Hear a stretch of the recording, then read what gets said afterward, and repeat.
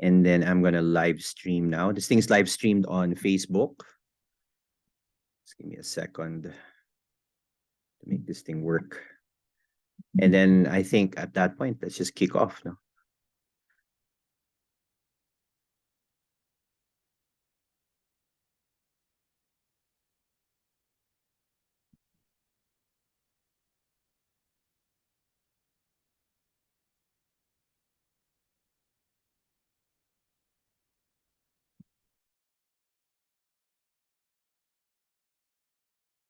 Okay, and let's give the other stragglers just a minute to start. Hi, Jason. Good afternoon. Yeah, we are live streaming. Okay, I think we can start. So welcome everyone to our episode 1. Technically, it's the second episode. We had episode 0 last Friday. And just like last Friday, this thing is being live streamed over Facebook, and we will upload it on my YouTube channel, which I will announce later. Meron na tayong YouTube. Hi, Jogar. Sige. And just like last time, if at any point during the broadcast, just pop in your questions in the chat. I'll also try my best to also see what people are saying on Facebook para we can gather more inputs. Sige, so welcome to episode 1. This is about jobs and careers, which as far as my last poll was concerned was the most popular hot button. And I think rightfully so, because there's a lot of I would say discussion. Si Senator Marcos brought it up. There's impending regulation about AI. So talagang masarap pag-usapan na itong AI and jobs. So for those who, before we start pala, I was advised to announce this, no? Just as we're talking about this, very recently, a fake image of the Pentagon circulated. And it was proven shortly after that this was an AI altered image, and it caused the markets in the US to tumble. So ganyan na ang ano ngayon, mundo ngayon, no? Everyone is basically on social media, and social media is reacting to what AI is doing. That's not going to be the topic for today, but I just wanted to make that clear.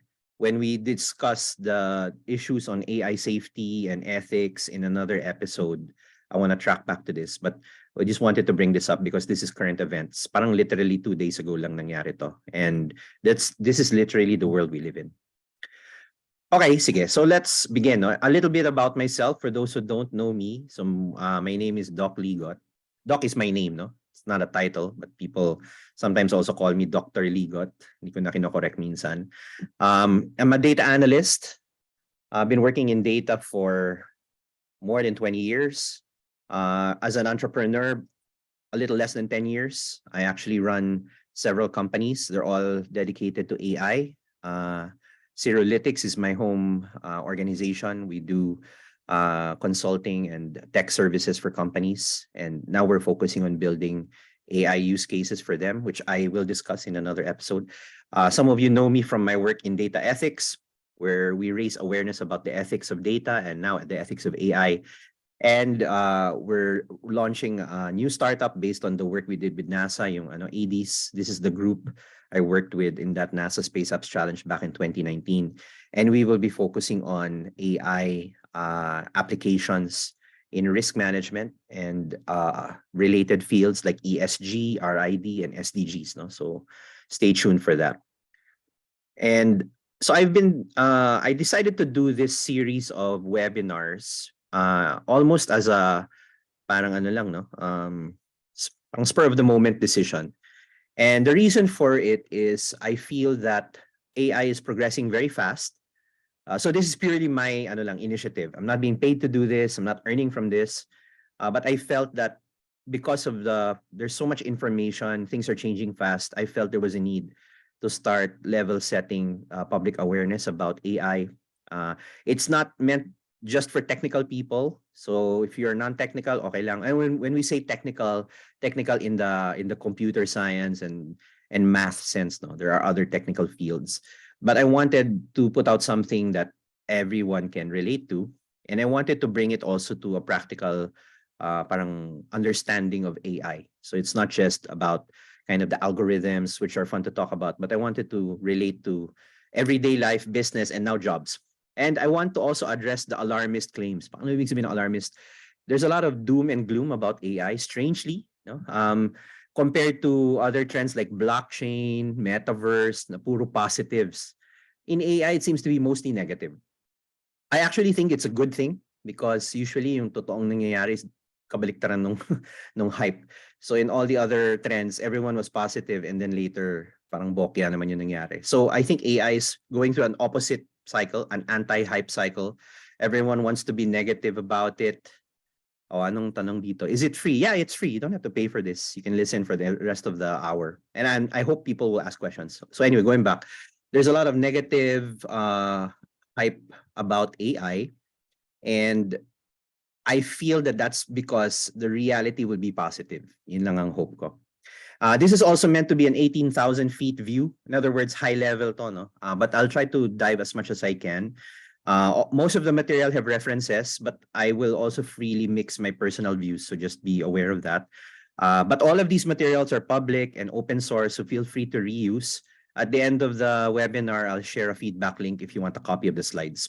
And then also, please give me feedback either now on the chat or on social media. Marami na akong mga social media accounts, which is a change for me. I usually hate social media, but I felt that at least for this mission sa AI, we need to spread it. No?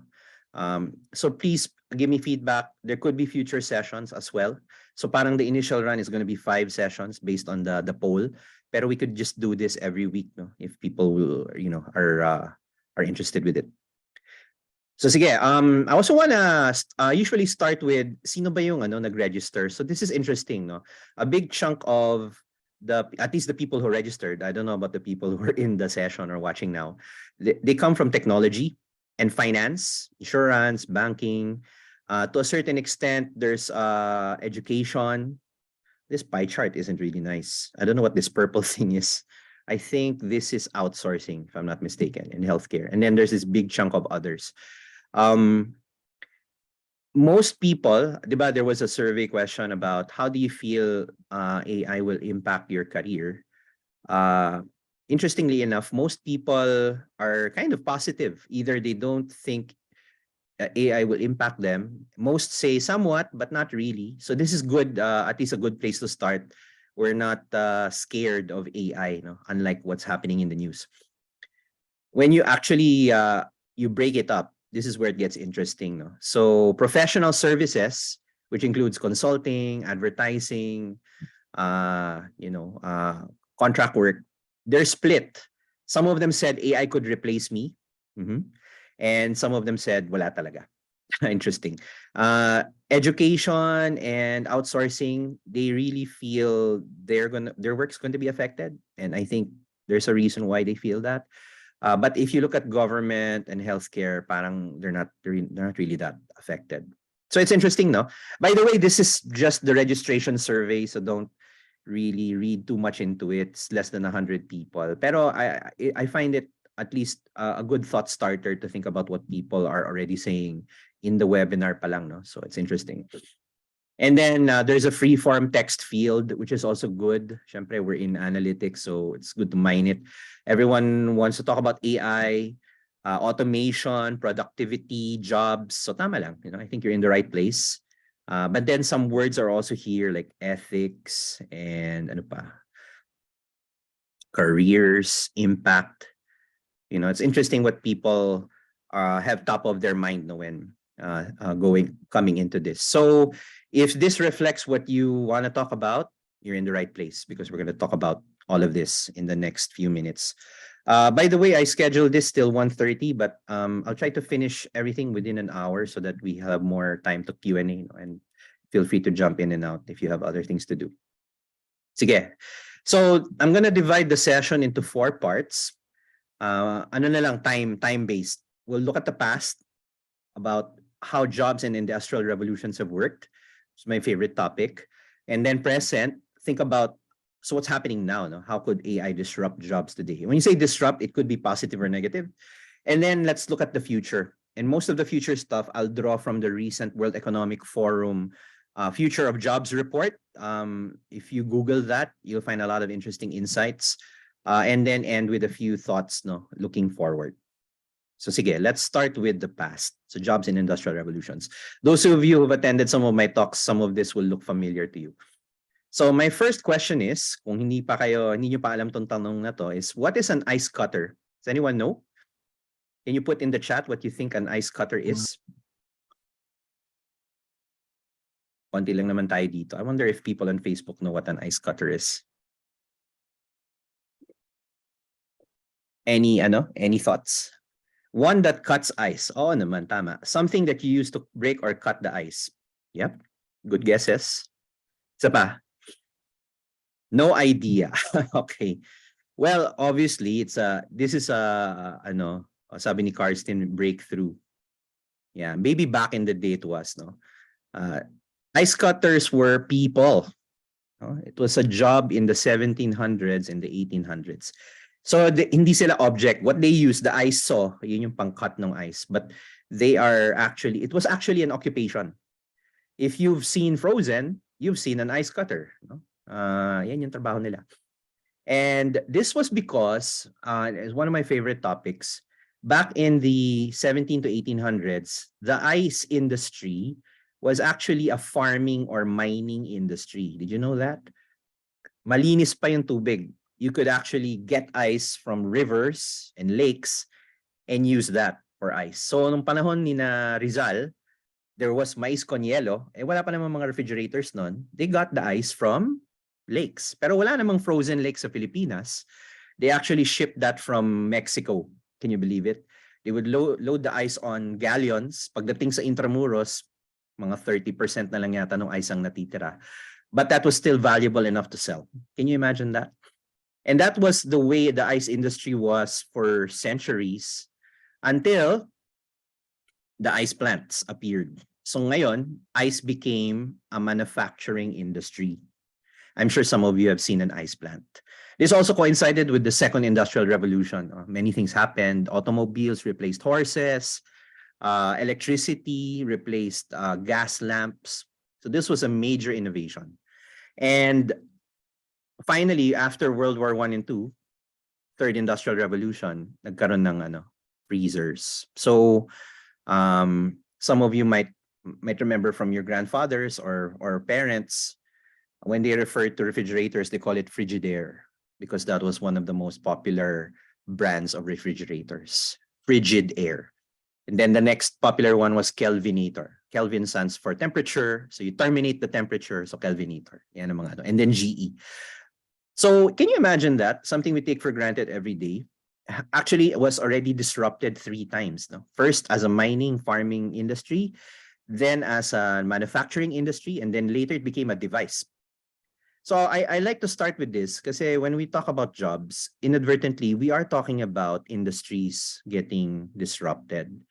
And the reality was, if you look at the history, when the first ice plants appeared, the ice farmers or the ice miners didn't believe it. In fact, the first ice plants, mga ice machines, were not reliable. Kasi part of the process of producing ice involved chemicals that were poisonous. And then pag na-contaminate yung yellow, you would die. So literally, these ice machines were hit and miss. Kind of like ChatGPT is hit and miss, thinking about it. But then they perfected the technology, and then in less than 50 years, a century-old industry just got destroyed. No? And then when the first freezers appeared, the ice plant owners didn't believe it. So can you imagine putting yourselves, back in the dawn of the second industrial revolution? You're an ice miner, and then an ice plant appeared. The discussion was, why would we produce ice ourselves? There's so much ice produced by God, no? Ganun yung language nila in lakes. And little did they know that lakes would get polluted, and the ice manufacturing business was far more efficient. And then when the freezers appeared, the reaction was, why should we allow people to produce their own ice when we produce, we mass produce professionally manufactured ice and deliver it to your home? That sounds very similar to a lot of reactions to a lot of things today, no? Parang sabi ni Josh, no? Nokia fell short. Yeah, every time you see something disrupted, it's actually not because of the newcomers. It's actually the incumbents who refuse to adapt. So think about that, no? Okay, siguro naman you know what a computer is. I'll just break the suspense. We know, actually, I don't know kung naka-desktop pa kayo. In some cases, yes. I still have a desktop. But this is what we kind of remember when we say computer. It's a device. But then, not too long ago, it was actually a room. And if you were a computer operator and a computer programmer, those were two separate jobs. You know, the programmer would use punch cards and then give it to the operator who then run it through the machine. And then you only know by the time you run the cards kung may problema yung program mo. The whole thing would just conk out. But then during the time of the first ice plants, a computer was actually a person. Can you imagine that? They were humans who were so good at math, they could calculate scientific formulas. So parang the hierarchy was bookkeeper, you just, tally records. And then you're an accountant, you can do plus and minus, there's this phone ring. Anyway, you can do parang accounting formulas. And then the highest level is computer, which you can do, scientific formulas. So can you imagine back in the day, talking to a human computer and then telling that person, one day you will be a device.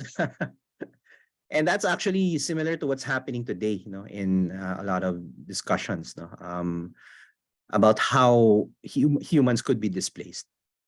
But we can only look back and look at jobs that actually don't exist anymore, no? So back in the day, the switchboard operator at the time when computers were as big as a room, and then the ice cutter, obviously, and then more recently, encyclopedia salesman.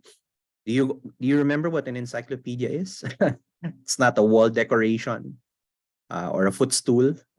Back before the internet, the encyclopedia was the internet for most of us, no? And they all got displaced by technology. No, switchboard operator is now a device. Your modems and routers. That's what switchboard operators used to do mano mano. Can you imagine that?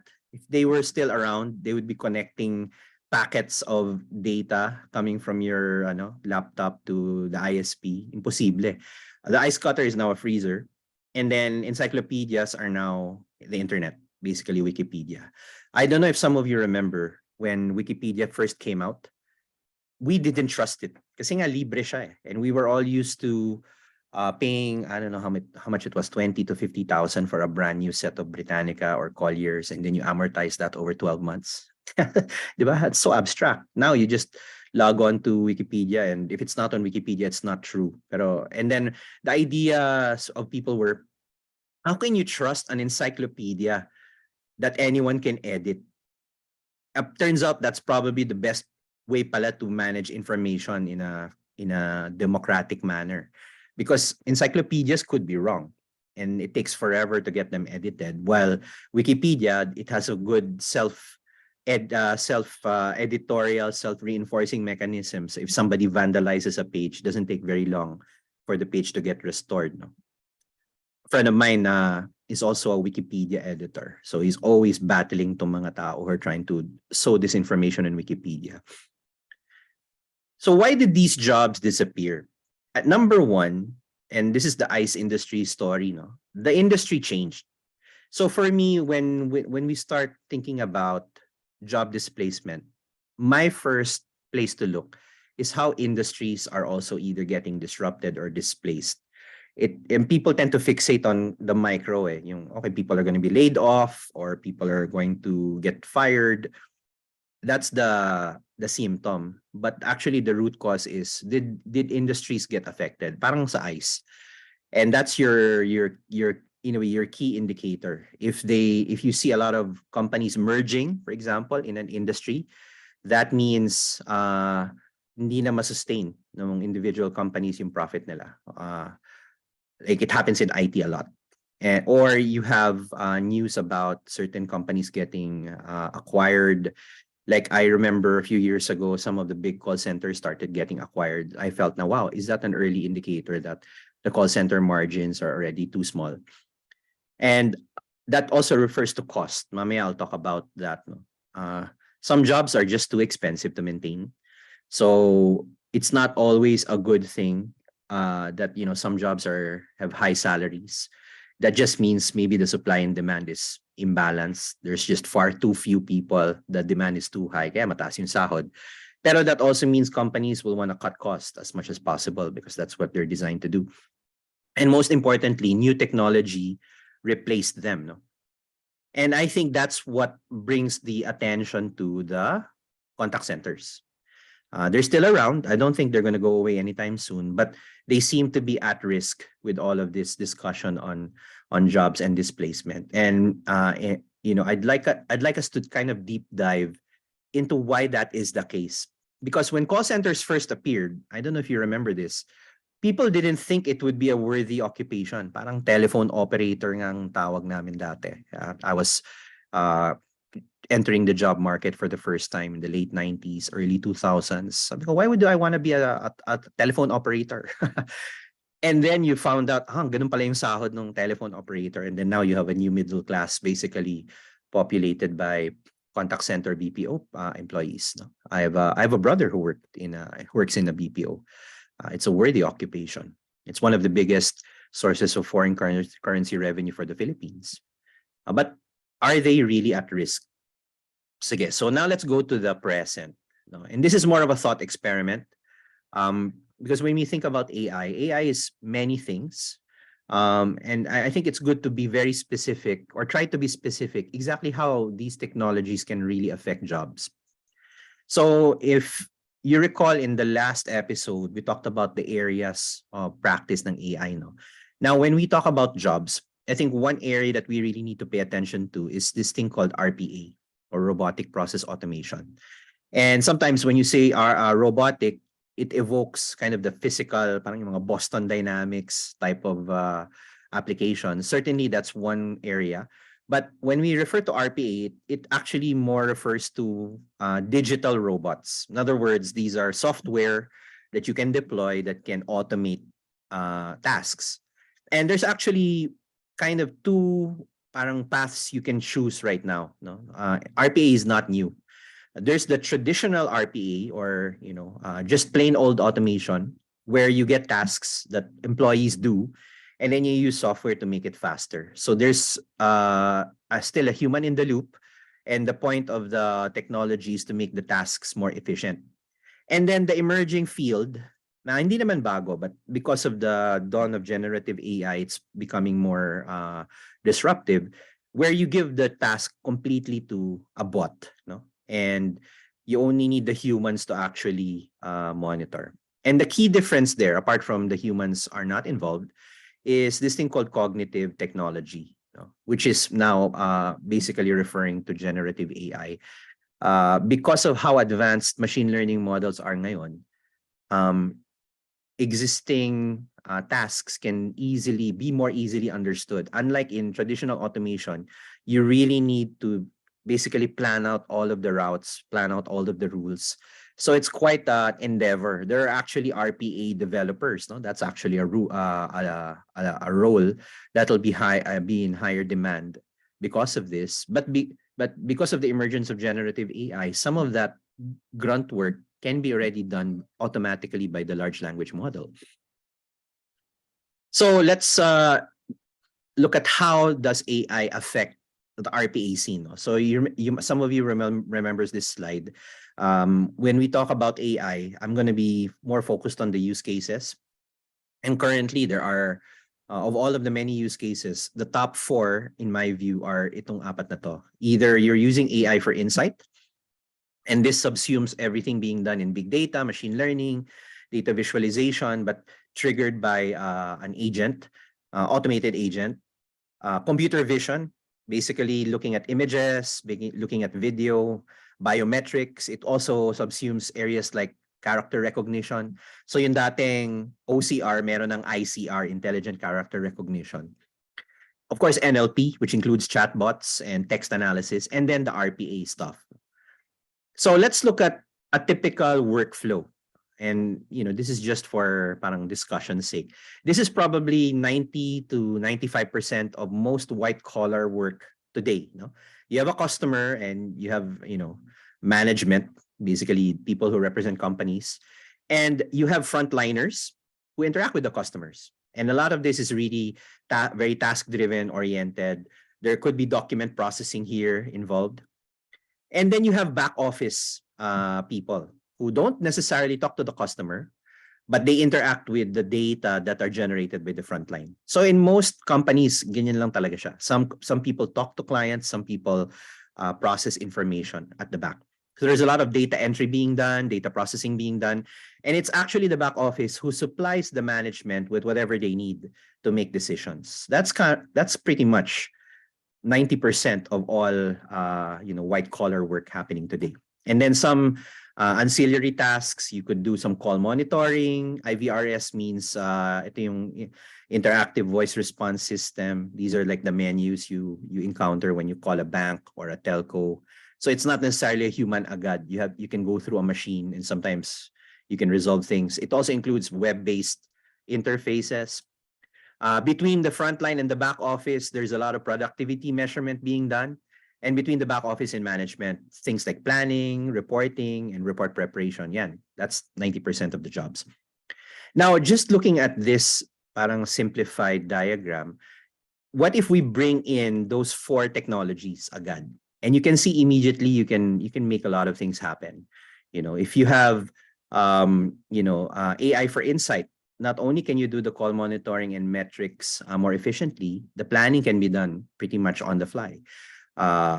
Computer vision can add OCR, ICR, biometrics. You can just scan a document and then automatically it's automated data entry na siya. And more images are becoming part of analysis. Kasi dati it was purely structured data and text. Pero in some cases, things like satellite data, pictures can now be part of reports, depending on the application. The big improvement is the NLP. Because if you have an NLP application, baka half of the time the customer is actually just interacting with your conversational interface, a chatbot. And then as you ingest a lot of text, the NLP is also analyzing it for you, putting it in convenient buckets. So hindi na tao yung nagda-drag and drop to certain categories. That's all being done automatically. And report commentaries can be generated automatically. And then the RPA can not just give customers a menu. It's also the processes within the organization can be all automated. Simple things like classifying data, filing documents in the right place, and preparing a rudimentary report structure that can then be populated by humans. Pwede nang automatic yun. So the main story here is no one is getting displaced, but productivity shoots up or efficiency shoots up in theory. Or with the same number of people, you can achieve more. That's the philosophy here. Okay, so I'll take a break on this flow and then move to I don't know how many of you have taken this deep learning AI course on prompt engineering. I'm citing it here because for me, when I took it, of course, I was aware of what prompting was for ChatGPT, but taking this course actually gives you an inner look of what ChatGPT can actually do as part of a process. So hindi lang siya question and answer type of chatbot. You can literally use a large language model as part of an automated process. So things that you would normally rely on middleware and software for, programming for, in theory, pwede nang gawin ng large language model. And this for me was the turning point where I saw how disruptive it can be. And this is an early version pa of ChatGPT. Hindi pa lumalabas yung GPT-4 when they did this course. I still recommend people take it. You can find it in Deep Learning AI/courses. Even if you're not going to do the programming bit, just viewing the videos, you can probably finish it in an hour. Gives you a good perspective of what these large language models can do. So we go back to this. This is the risk. A large language model prompted properly can probably do most of what a frontliner and a back office clerk is doing. That's the potential. And this is why people are kind of scared, up in arms. Does that mean it's happening? Actually, I know of a few BPOs who are already adopting the technology, but not necessarily to lay off humans. It's still in the realm of improving productivity, like in the medical transcription space. That has huge applications where you're literally coding, conversations from recordings. No? Yun yung trabaho nila. That you have to be very mindful about structure and grammar, and you needed to train encoders with the proper syntax. But with the help of an LLM, they just, write down words and terminologies the way they might hear it, and then the LLM can be programmed to be the one to clean up the syntax. That just improves productivity by tenfold. Parang ganun, no? So this is the question. How soon could this happen? And I think that's the kind of in a way, the quintessential discussion happening now in jobs. Now, right now, even this is before ChatGPT, there's actually automation already being done across many companies. No, the typical types of automation range from application level automation. I keep telling people nga na if you do Excel macros, that's already automation. No, something that used to take 30 minutes can now be done in a click. Enterprise level automation. So if you have ERP systems, CRM systems, they have automation functionality. And then the new kid on the block is RPA with machine learning, because I think the potential here is you can train a model to recognize probabilistically situations that don't conveniently fall into kind of if-then statements, and then later evaluate how the decision should be done.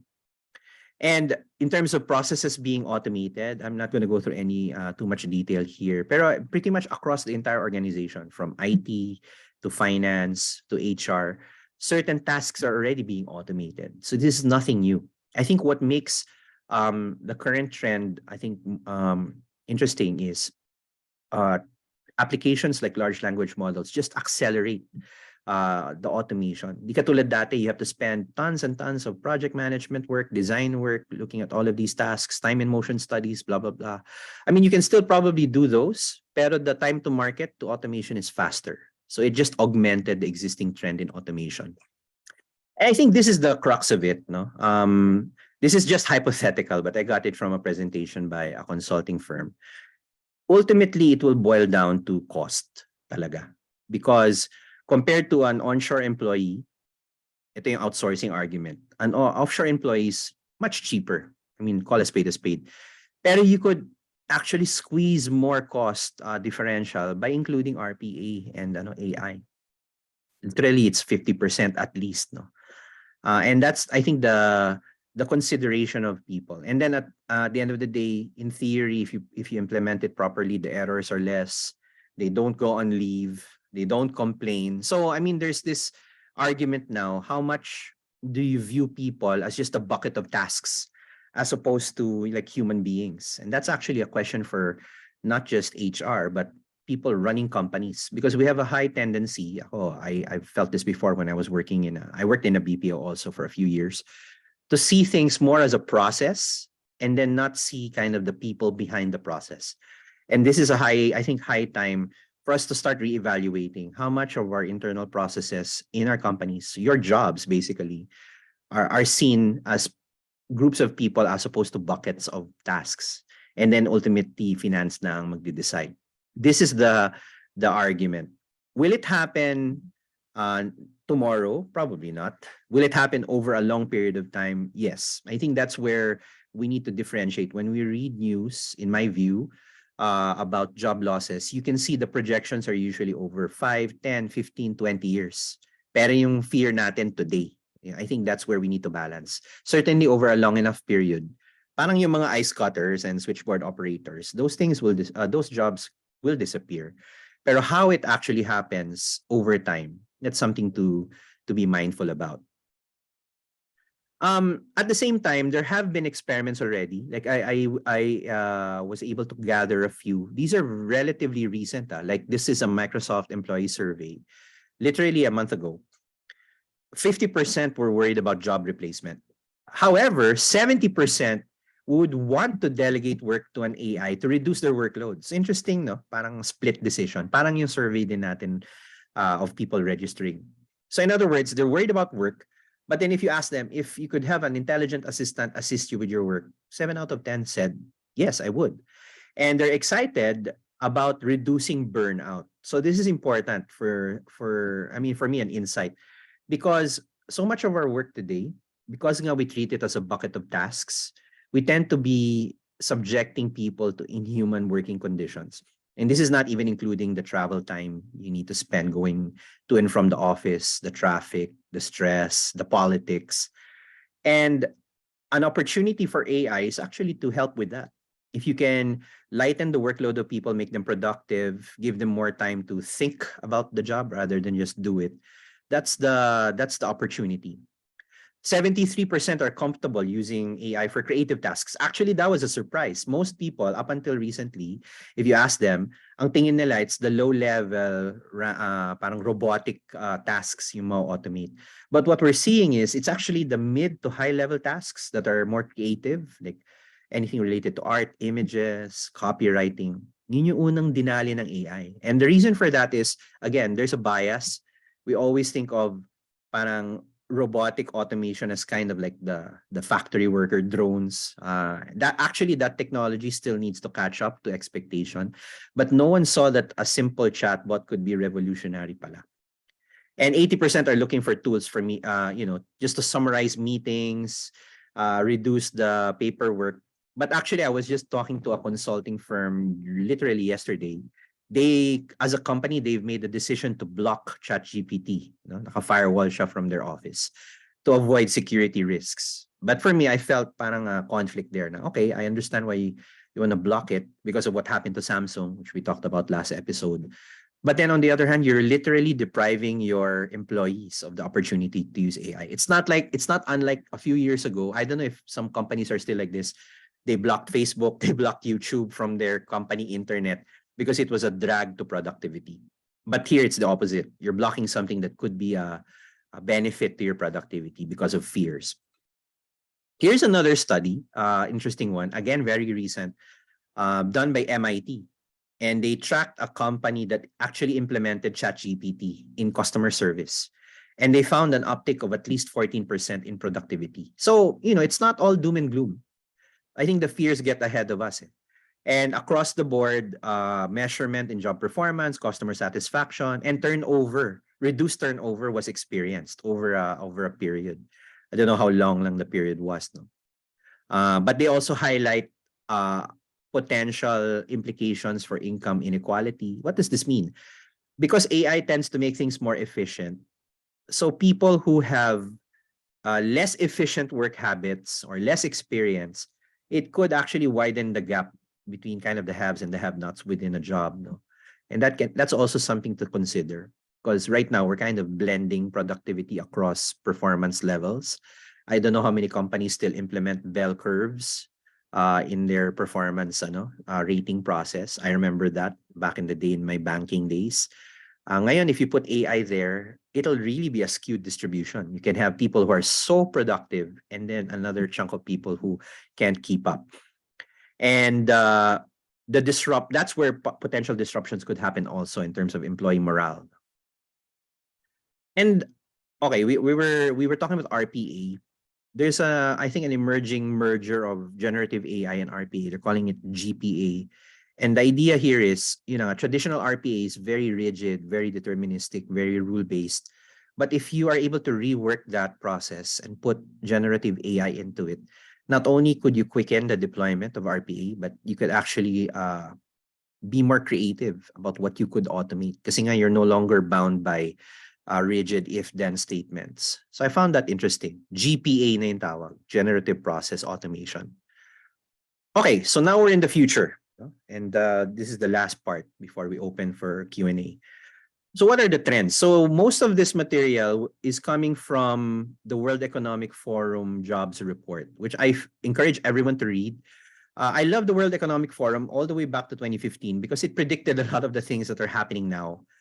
Because a lot of it was pretty obvious naman if you look at it from a long enough time period. But it's still interesting when you feel the trends that have been mentioned. Like the term Fourth Industrial Revolution came from the World Economic Forum report. And I still use a lot of those early documents in my work. So First thing is in terms of pressures, the three main drivers, according to World Economic Forum, are the shift to green technology, so climate consciousness, which is generally good because you're generating, it's seen as generating more jobs. The technology part, which includes AI, is kind of split. There will be parts that are generating growth, but there will also be parts that will cause job decline. Interesting, no? And then the general economic outlook is negative, meaning after COVID, we're now in an inflationary environment, potentially a recessionary environment.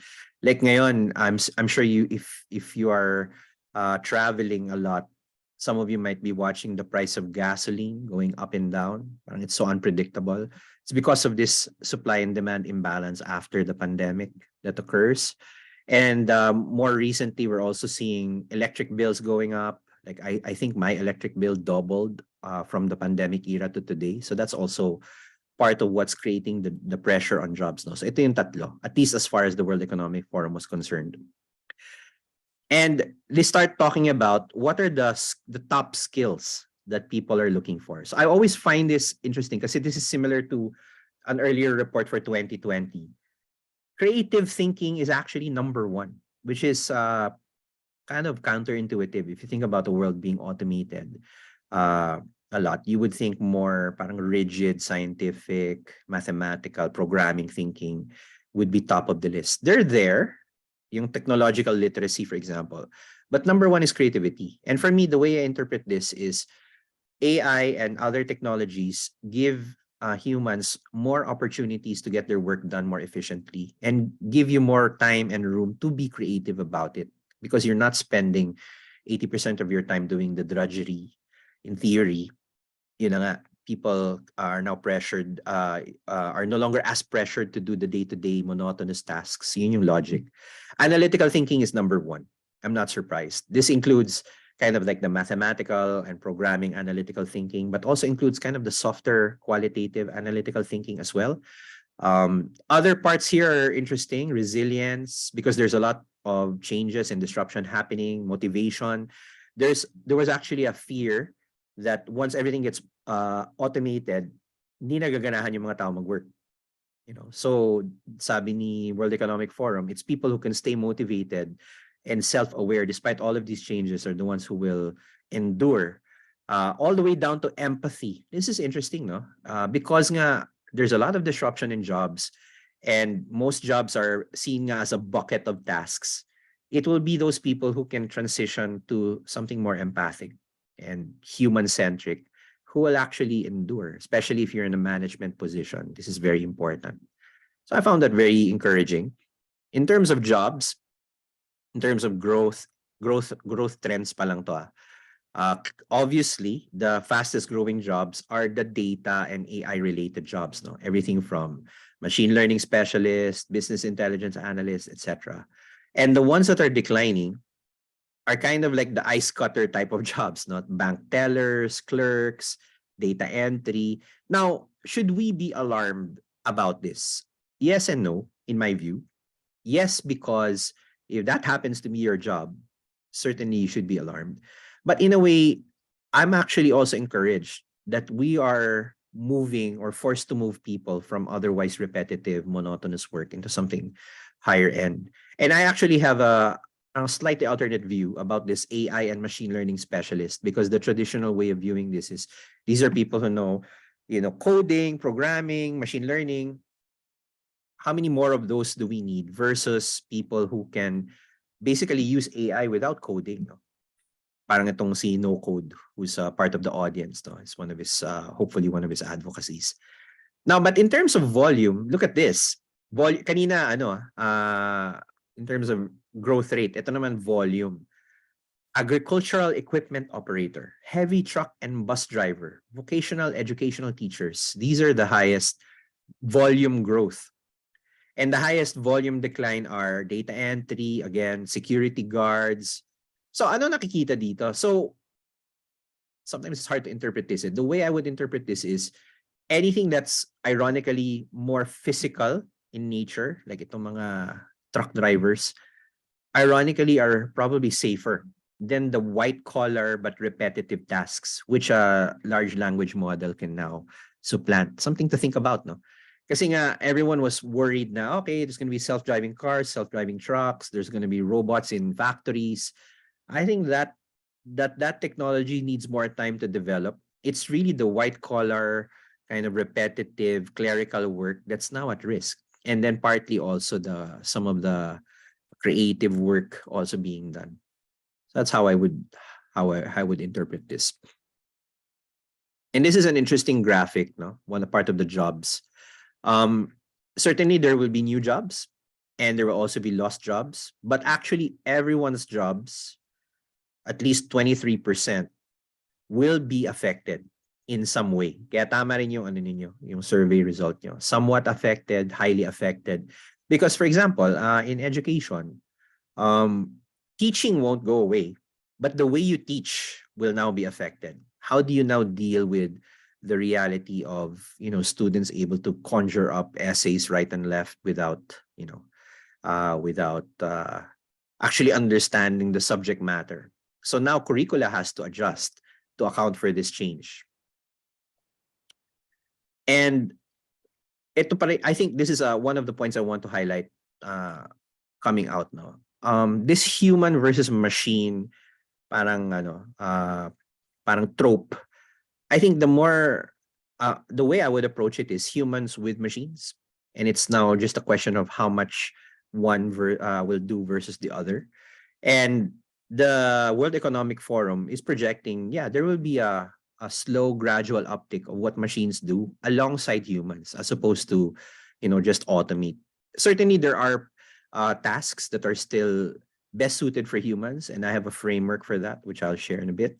And there are also tasks that are best suited for machines. In fact, I would argue some jobs should be automated because they're just so demeaning and so inhuman. So yan ang magandang tanong. What are those jobs and how do we anticipate them? AI and big data also go hand in hand. I mean, big data creates AI, but there also work within the big data space that may not necessarily involve AI, which is also going to be very positive. So jobs like data analyst, jobs like data scientist will continue to grow. Okay, so looking forward and looking forward also to the Q&A. No? First things first, I would let go of this man versus machine dichotomy. It's a very popular trope, even yung mga upcoming regulations. They're all about protecting humans versus AI. Napaka-Hollywood ng dating. And I think there's a reason for this. I recently did a Twitter thread on ano ba yung mga popular movies and TV shows involving AI, and a grand majority of them actually are negative about AI. Can you think about parang Terminator, The Matrix? I think we've been conditioned by Hollywood to think about this. And I don't know how many of you remember, this is one of the pivotal moments where Garry Kasparov, a grandmaster, was defeated by Deep Blue. Actually, if you look into yung laban nila, it wasn't really a all-out defeat. There were 2 draws in that match. Pero hindi natalo ni Kasparov si Deep Blue, and he was so depressed after that. But you know what happened? After his defeat, Kasparov got into chess AI. In fact, he's one of the major forces now in the development of better chess AI, and using chess AI to train future chess players. In fact, I would probably, this is a more obscure reference, the freestyle chess tournament. I don't know if it still happens, but back in 2005, this chess tournament kasi allows players to use AI also to compete. And for me, this is really the better reference. In 2005, a pair of amateur players, mga non-grandmasters, aided by, I think, 2 or 3 computers, were able to defeat a grandmaster. And also standalone AI. So, for me, yun ang best analogy eh. Parang humans working with machines together can beat humans without machines and machines without humans. Interesting, concept. And you can look at the link. I think it's still up. So I think this is what I'm saying. We have to learn how to differentiate parang what tasks are best given to what parts of kind of the value chain now with AI. No? And this is a classical decision-making framework that I use when I teach, particularly HR analytics. In any job or task environment, try to figure out, is it an uncertain environment or a certain environment? Pag sinabing uncertain, you're not sure what the solution is. Or if it's certain, then you know the solution is straightforward. At the same time, you want to know, you want to ask, is it a complex task? Does it involve very limited decision variables? Or it's a highly complex task where you have a lot of variables to to uh, to consider. So if you look at low uncertainty and low complexity tasks, pang RPA talaga yan. Just mechanically automated. On the other hand, if it's a low complexity but high uncertainty task, I think this is where you still need humans to make some judgments. Because one area, for example, where humans still excel is, what if it's a decision that doesn't have historical data? It's a completely new thing. Walang magagawing AI regarding that, no. Although, to be fair, large language models already have a lot of data in them, and to a certain level they could probably freestyle its way through a decision. But still, I would insist humans do that.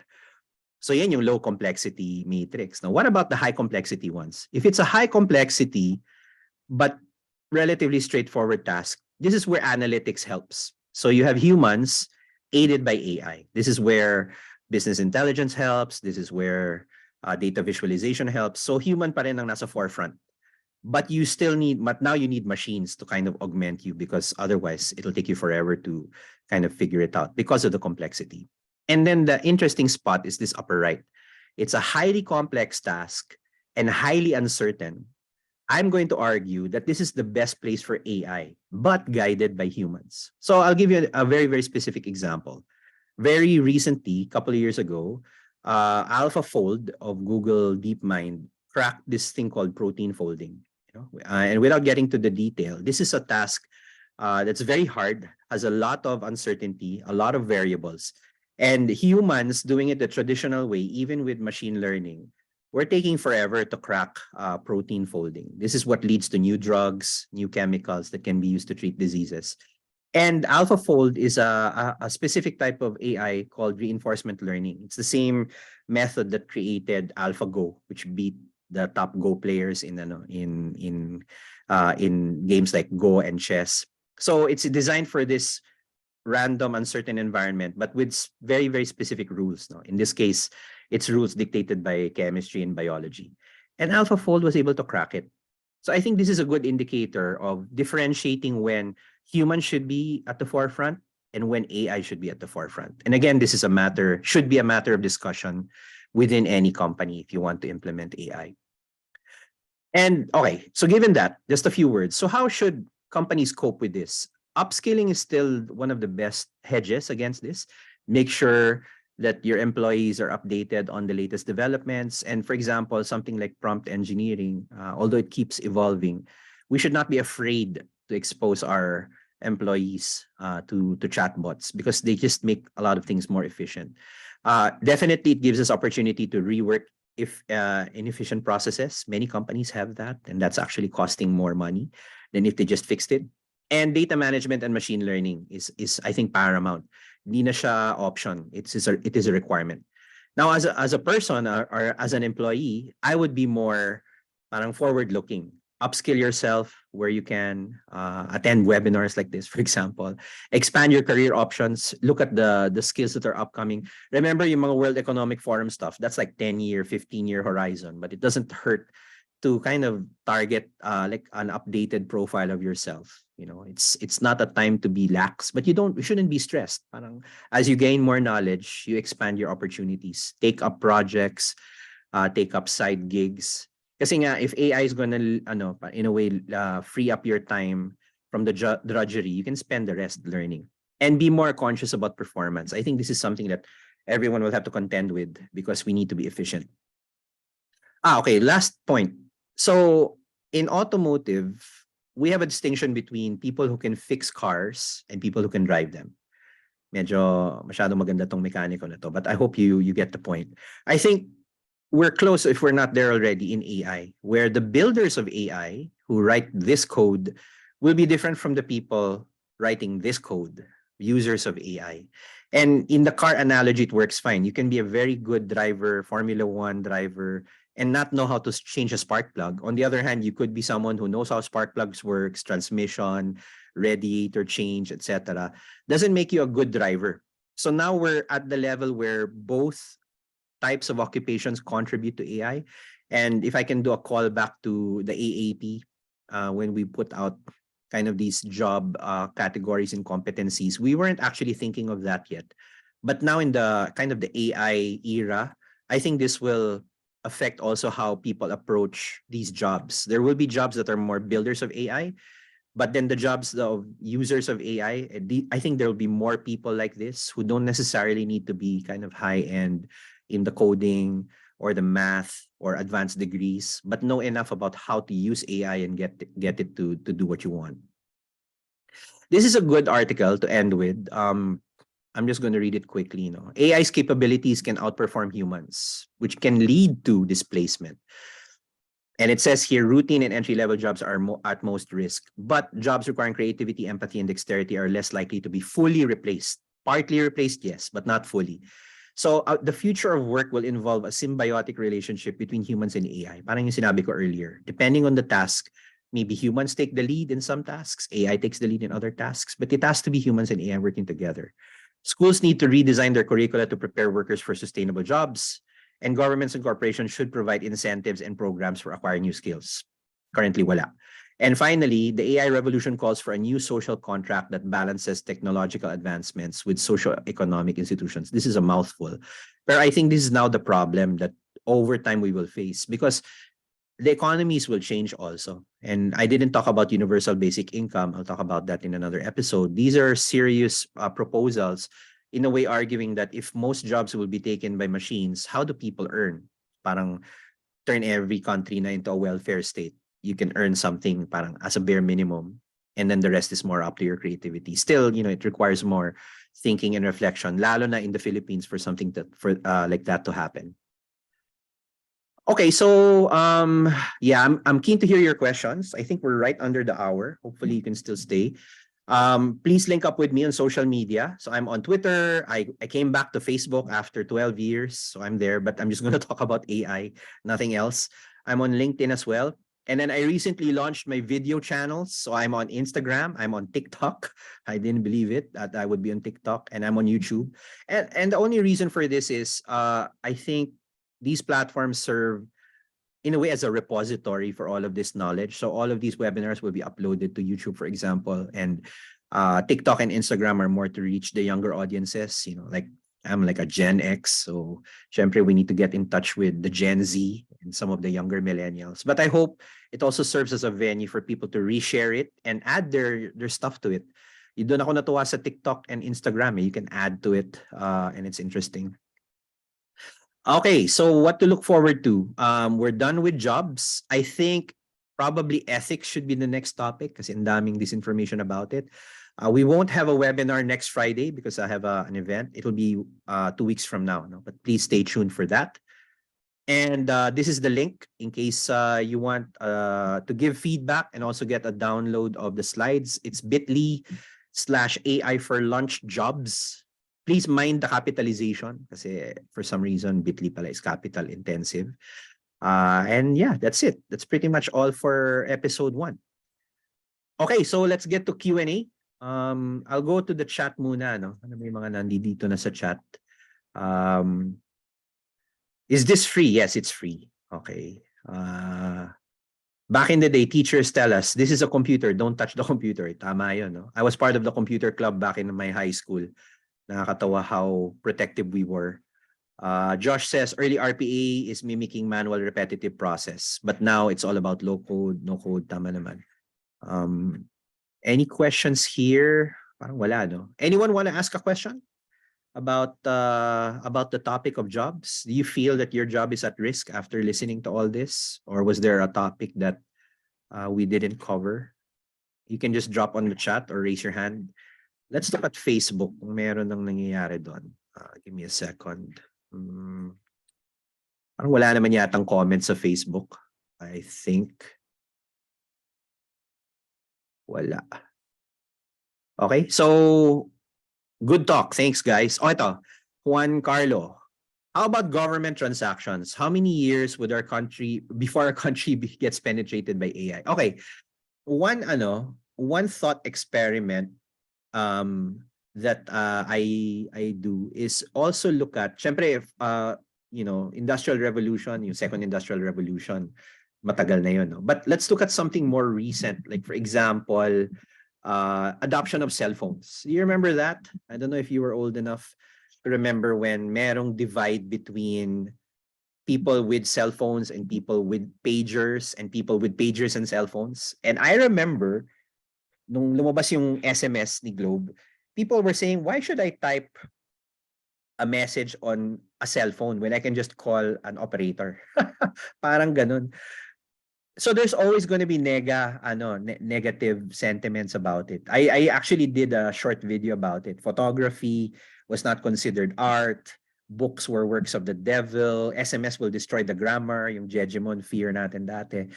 E-commerce will never be profitable. I remember attending yung mga Digicon and they were saying digital will never be as profitable as TV or Trimedia. Well, now we're in an era where TV stations are getting shut down and they're moving into content. Like very recently, yung ABS-CBN announced na their profitability is now coming from content creation. So I think that's inevitable. So look at how those things happen. And even the adoption of call centers itself. Kaya nga, the impression was telephone operator and now it's kind of like one of the biggest white-collar jobs you can take. To the point nga na an entry-level call center worker earns more than an entry-level electrical engineer, which is an issue that the semiconductor industry is struggling with. So, how many years? Yung cell phones, how long did it take? Probably less than 10 years. Internet. Naalala ko dati, you still had people who didn't have an email address. Naalala nyo yun? And it was a big deal to have one kasi dial-up connection tayo. That also took less than 10 years. So I'd look at maybe a 5 to 10 year horizon, and AI probably will be faster pa. But again, one thing government is notoriously bad at, and I'm not afraid to say this, it's bad at handling data. And actually, that's one area where AI can also help. We're bad at securing data. We're bad at protecting data. AI can actually help with data ingestion and classification also. So that's an opportunity. I posted pala the feedback link here on the chat if you want. Si Josh, do you think some industries is open to accept creativity? Okay. You know what? There's a writer's strike going on right now.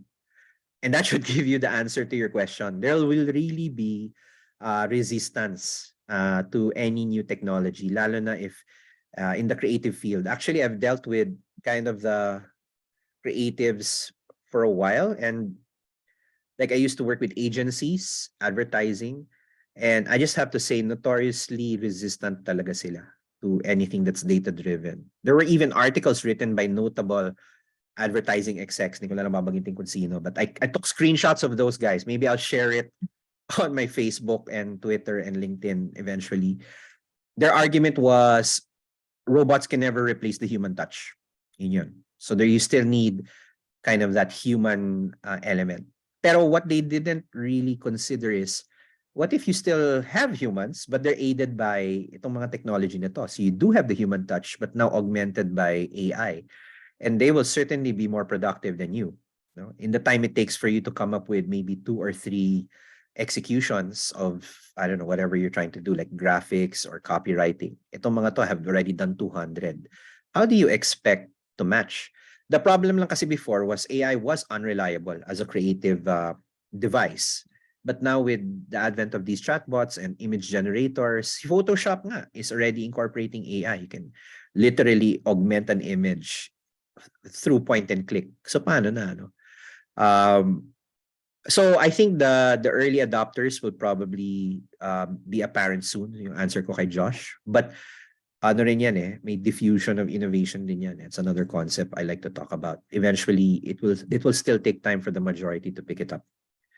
Alan Miranda, can you provide an upskilling strategy for those already in the data industry? Well, yeah. We were considering doing a follow-up to this, focusing on skills itself. My upskilling strategy is basically twofold. depending on where you are in the value chain. Are you a builder of these systems, or are you a user? It doesn't hurt to get updated on kind of the applications of generative AI, let's say in data engineering or even data science. Like recently, Story IQ, if you're familiar with them, formerly Data Seer, they ran a workshop combining prompts and data visualization, and that was a very the feedback was quite good. So for me, don't ignore what's happening in generative AI, but also kasi there's so much to learn. I think that's the problem for the builders of AI. So where you could probably have an uptick is look at where the use cases in your industry are and see where generative AI can add value there. No? Maybe we'll talk about it when we do the episode on use cases para makita nyo how we're approaching it. That could give you some inspiration. Ronald, is transitioning to a data science job a good idea this year? Yes. Ang tanong is how long for you to actually pick it up. It's notoriously, it's not, I mean, if sabi mo you have a natural science background, so the science part shouldn't be hard for you. It's mostly math and statistics. So the challenge will probably be programming. I'm just assuming lang. So focus on that, no? And usually it's Python. Even the deep learning course that I showed earlier, deep learning AI. Why don't I actually paste that? I recommend that to everyone, even if you're not gonna do the coding. It will still be useful. So wait, deep learning AI, short courses, chat prompt engineering for developers. Huwag kayong matakot sa title. Kasi it's, when you run it, when you get into it, it's just two windows. One is a coding screen, the other one is videos. Even if you just watch the videos, you can even download them yourself for future viewing. It's going to be helpful para makita ninyo, pwede pala siyang gawin. One of the exercises in that course, I think it's the last chapter, is how to create a call center agent. Sabi ko nga, it doesn't get more obvious than that. So I recommend you take that. And also, maybe I'll post this on social media. I also tend to listen to a lot of videos and podcasts now. So in addition to me, joke lang, I would suggest you listen to the likes of sina Sam Altman. I'll list them down just so you know where these guys are headed. But at the same time, don't give in to the negative hype. Like for example, I was seated in a panel discussion recently with a government institution, and ang tanong nila is, how do we regulate AI? And I said, what do you mean by AI? Ang daming AI. Waze is AI. Google Maps is AI. You're going to regulate all of that. So I think that's, for me, the eye opener na everyone parang is lumping AI into this big bucket, and then and then they'll cite things like yung there was this open letter, diba, sa Silicon Valley about shutting down AI research for 6 months. I was quick to remind them that doesn't refer to all AI. That's a very specific type of AI. It doesn't even include ChatGPT. Doon naman kayo natakot. They're referring to more powerful models than GPT-4, reinforcement learning models that can kind of be independent. Wala yang kinalaman sa mga AI na ginagamit natin today. But I think that's the problem. When we talk about the ethics episode, I'll address this directly. Kasi nga, things like the alignment problem is coming up. But sa Waze siguro, ano ba yung alignment sa Waze? Kung nagkamali ka sa spelling nung street, it sends you somewhere else. In fact, somebody in Brazil died because of that. Is that an alignment issue or more of a UX issue? I mean, yun yung tanong eh. And people are now arguing, we should have protections in place for creatives and call center workers. Yes, those are all good. But don't we have rules for that already called the Intellectual Property Code and the rules of the labor code? Hindi lang na-enforce ng tama. So it's funny that because AI is triggered it, suddenly kasalanan na ni AI and we need to regulate AI, when actually, in my view, it's just inefficient enforcement of regulations. We'll talk about intellectual property pala in the art episode, which is probably the least popular one, but I will still do it. Kasi I think there are nuances to the intellectual property discussion, the data security and data privacy discussion that need to be addressed now. Okay, confirming if this is the site mentioned. Yes, yan yun. Mas maikli lang yung pangalan nung una. It's deeplearning.ai courses. No? Link for the survey. Yun na nga, bit.ly/AI for lunch jobs. No? Please put. And feel free to reuse the slides. I know some people are already resharing material. I certainly encourage it. If you find anything in the slides that's objectionable or incorrect, please let me know agad. I think yun din yung problema eh. I'm just going, this is just my opinion. There are actually a number of AI experts in the Philippines. Marami sila. But there's a lot of gatekeeping happening, in my view lang. And that's why I wanted to change, not saying I'm an AI expert, but at least for me, whatever I know, I'm just going to dump it online. No? So please follow my YouTube channel. I'm going to have more videos there. I actually uploaded not just the talk last Friday, but also my talk in Singapore. I attended the Chief Data Officers Summit. That was about ethics and algorithms. If you want to learn about that, we'll also talk about that in another webinar. Kasi I feel that sayang yung knowledge eh. You know, if you're gonna store it somewhere sa baul, ilabas na nga lang lahat yan. And there will still be opportunities for, kasi people are afraid na, that's my intellectual property. You know, you have to license that. Yeah, of course, that's your call. No, in my view, I think there's a lot people can still learn without even talking about intellectual property. Pero yeah, i-cite nyo naman ako when you share my slides, but still share it as much as you can. Podcasts and any references. Yeah, I'll compile a list. I'll put it online. No? So maybe in the next webinar, I'll mention it. Okay, will software engineering be in demand? Yes. The question is, what kind of software engineering? Kasi right now, this is really what's happening. I have a colleague who literally used ChatGPT to shortcut web development. Kasi matagal na siyang hindi nagwe-web dev. Literally gumawa siya ng high-tech website kasi we on another front we're doing a lot of work in the humanitarian space which involves geospatial data and mapping. Literally picked up geospatial mapping development just using a chatbot. Kaya nung pinakita sa akin, ang galing nga, paano mo yan na pick up? ChatGPT lang. Of course, now we need to kind of audit the code, make sure it's not wonky, pero it actually works. And I said, double down on that kasi the traditional approach of learning it by the book, quote unquote, is already outdated. So I don't think software engineering will go away, but the way people will get into it, yan ang I think magiging important. Mali pala kasi na paste yung link kaya putol. Yeah, it's the deep learning AI short course. Yeah, this one. Okay. Okay, any more questions? To link for the survey, software engineering. Funny enough, this is just me. Some people think programming is not creative. Siyempre, to each his own, no? But I think there's actually a lot of creativity happening in programming, even in the maths, no? A lot of math is actually theoretical creativity. Pero it's funny how we parang segment yung mga STEM type of jobs and the Hume's types of jobs. Ako nga, I came from the finance sector. So ABM pa ako and now I'm in doing this. No? I think we need to let go of these old definitions. In fact, that was one of the big changes that I've seen. Before 2018, and all of these schools started releasing yung mga masters and bachelors in data science, you literally had to combine 3 courses to do it. You came from ComSci or you came from Stat and then you came from business and you're doing data science. That's all in the past.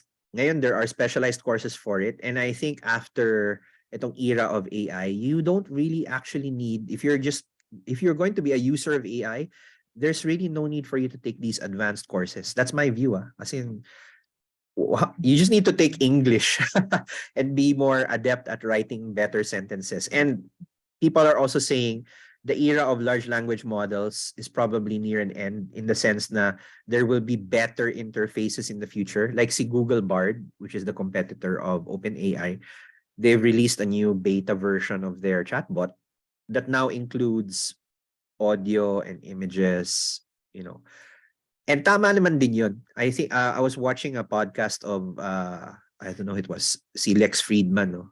I'll put that on the list. He was interviewing si Jan LeCun, who was a chief scientist at Meta. And he mentioned something that's pretty obvious that people forget. Certainly text is important.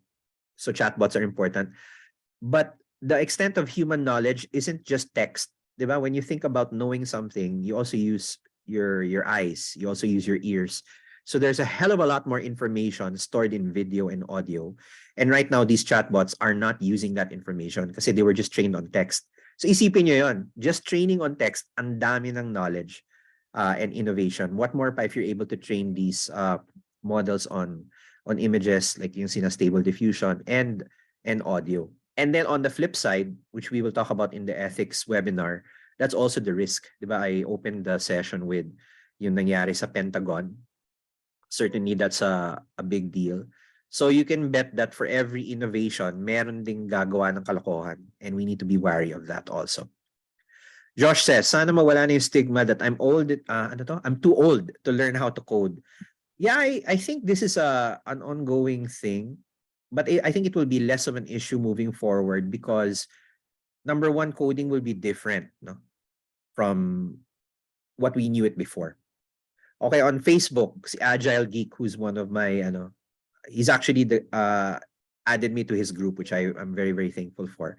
What's your inputs about autonomous agents? Well, yun nga, the nature of traditional autonomous agents, yung mga RPA, is already fast getting outdated. It's now AI-driven autonomous agents, and they actually think more like parang young humans, parang kids, and they can appreciate more complex tasks. I think the question lang is how do you put guardrails so that they also go in their separate ways. No, I think a lot of the RPA development will be going into that space very soon. Okay, more on willingness to learn na lang ang kalaban. Yes, I'm part of this group called Tech Career Shifters. Inada ko ni Kuya Deb. Thank you for that. And there was a question there about how do I transition to web dev because tamad na raw siya sa work niya. He's a data encoder. And of course, the answers were continue to learn to code, etc. Actually, sasagutin ko na siya after this webinar. My answer will be, why don't you just go to GitHub, get a website, and learn by looking at an existing website? Because that's also how I learned incidentally. Of course, you have books, you have YouTube, pero learning it like by bullet points is still inferior to actually just doing a website yourself, and then later you learn how to tweak. Mas lalo naman ngayon with ChatGPT, literally it will spin up a website for you, no? And so I think the learning curve will get shorter and shorter. I think ang mangyayari, ang kalaban nyo is actually the gatekeepers. So people who are more traditional, they went through, whatever they went through to become whatever they are, and they want to protect that old way of life. And you see this happening in schools a lot. Oh, dumaan kami dyan. Kailangan dumaan din kayo dyan. I think we have to start letting go of a lot of that gatekeeping. Pero it's just normal human behavior. Like once upon a time, mathematics was in danger daw because of calculators, and they wanted to ban calculators. Can you imagine that? So that's just another example of how, technology people always fear technology. Kaya nga balikan ko yung unang sinabi ko, a lot of the hype about AI is negative. And for me, being the contrarian, I actually think that's a positive. Kasi if everyone's scared about it, by default, we'll be more careful dapat. As opposed to mga recent trends na parang baliktad. It's all positive, it's all hype, and then later it fell short. I guess it's just the way of things. Parang once upon a time, if you were old enough to remember, people didn't think we would all need a cell phone kasi it was such an elitist thing. Mahal yung mga cell phones dati. Only certain people had one. Lalaki pa ng mga cell phones dati. Now, can you imagine not having a phone? No?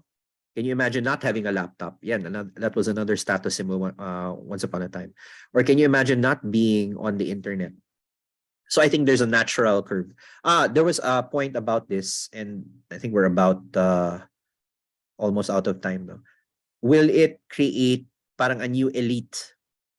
That's a risk that we need to be mindful of. In fact, right before yung emergence ng mga chatbots, we were already at risk of creating this new elite group of people who knew data science, who knew data engineering. And I felt a little guilty because of that. Kasi that's the last thing, we wanted to do in AAP. No? Parang create a new, parang elite gatekeeping group. And nangyayari din yan in some sectors, no? Like, I took this course, kami lang yung elite. Pero what I like about this new trend sa AI is it's so democratic. No one stops you from chatting with ChatGPT unless i-firewall ng company niyo. Or no one stops you from taking that free 1 hour course ni Andrew Eng. And then now you know how to, actually, you don't even need to do the programming. You can use the tips they give you in the course with the ChatGPT normal window, and it'll work fine. I do a lot of my copywriting, editing work with ChatGPT na almost automatically. So it just makes me more productive. CJ, how, in your opinion, how should English teachers respond to students using ChatGPT in writing essays and assignments? Should we accept the fact that writing is more of editing now than starting from scratch? This is a debate in academia now, and short of banning it, my suggestion would be think about how your curriculum should now change because of this. In other words, why did you require the essay in the first place? You want students, opinion ko lang you want students to prove or express evidence that they've understood the subject matter. Now, clearly, the mechanical part of writing the essay, wala na. Kukunin na yan ng chatbot. So it's now about the construction of the argument, which you could get from a chatbot. So one suggestion that I'm actually liking is the essay was just mechanical. Now it's up to the student to explain what did the essay mean. So parang, sige, you delegated it to a chatbot.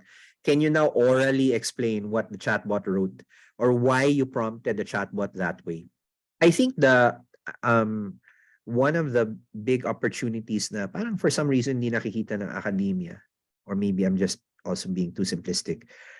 Can you imagine these days, for an average college student, from the moment you set foot in school, it's at least, ano ba yan?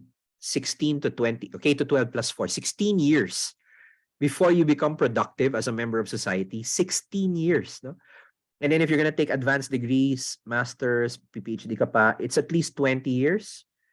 By the time you get out of your advanced degree, outdated na yung inaral mo when you were grade school and high school. Ganun kalala. Why are we that inefficient? Why can't we condense all of this information and learning to less? Yan yung, for me, that's the thought process.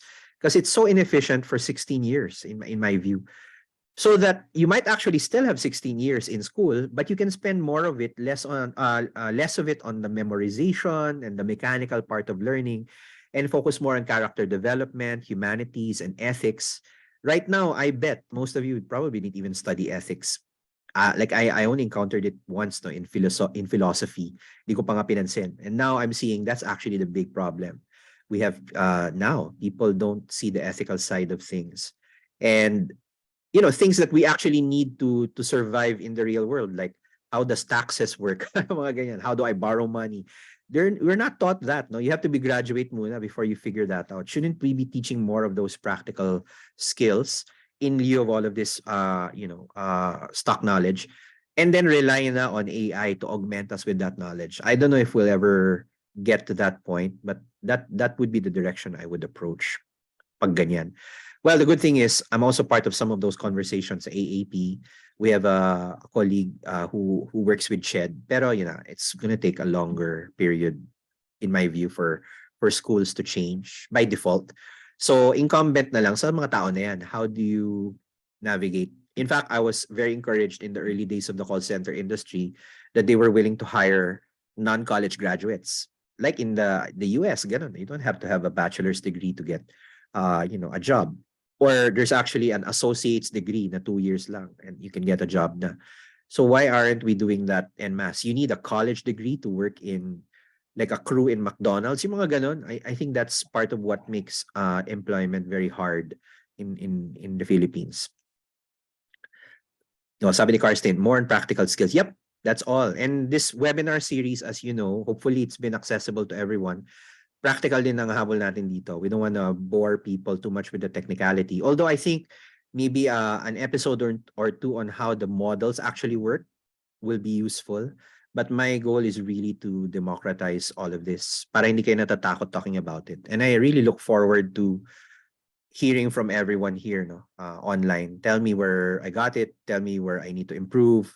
To si Jay, there's a great trend about working from home or doing freelancing. Yeah, I was going to talk about the gig economy, pero kinulang sa oras. I'll probably talk about it in another episode.